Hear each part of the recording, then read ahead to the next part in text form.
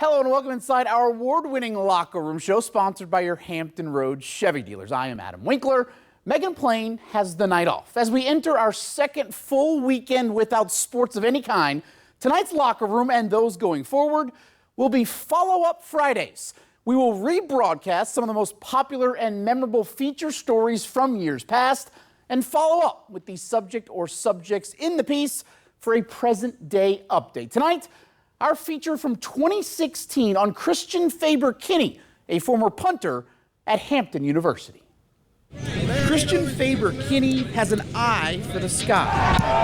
Hampton University's two-time all-conference punter has already graduated. X-ray runway 30. His degree is in aviation management with a focus on air traffic control. I'll tell the other air traffic controllers they got to look out for my footballs. Make sure that the planes don't run into them. And a student of aeronautics, Faber-Kinney's own flight has seen ups, downs, highs, and lows. The Lafayette High School product came to Hampton without a roster spot, much less a scholarship. Came in, the walk-on punter. It's the two worst things you could be on a football team. So I definitely had to start from the ground up. And he's taken off. Christian is now on scholarship, and in addition to his football accolades, he's also the conference champion and school record holder in the decathlon. Hampton gave him a shot, something he wanted. It also gave him a home, something he needed. Since my freshman year, me and my father have actually been homeless due to a lot of unforeseen circumstances. We go from staying in our cars, staying in friends' houses, motels. A pair of surgeries set off financial trouble for Christian's single father, Joe Kinney. Although he receives Social Security, he's not healthy enough to work. I don't like telling where I live, but I live in a parking lot in my truck right now. Off and on, for the past 4 years, Joe and Christian have been homeless, but they've been together for the ups and the downs. Christian's even tried to convince his father to stay with him in his dorm. I'm not freaking out or anything, that I'm homeless. This right here is the greatest thing, to me, and I tell everybody is it, seeing Christian succeed and fulfilling his dream. We've been tested, and I think we've come out on top. Me and my father, man, we're closer than ever could be. I love him so much. If the NFL doesn't work out, Christian's choice to pursue a career as an air traffic controller wasn't about his interest in aviation.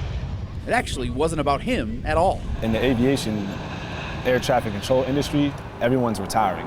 If I want an automatic job, it should be an air traffic controller. Make sure I take care of what I need to do here so then I can be able to support me and my father once I leave Hampton University. Christian has an eye for the sky because his sights are set on high achievements. After all, why look down? He's already familiar with the view from the bottom. The struggle, it makes or breaks you. There's those moments in life that are going to hit you and you can either fall or you can fight. And I just chose to fight. And that's what motivated me every day to put extra work in on the track, the classroom, the football field, I definitely had to push myself so I know I'll be successful. Now for the follow-up. So Christian is not an air traffic controller, but you heard him say the real reason he pursued that field was for the immediate opportunity it would provide for him to provide for his father.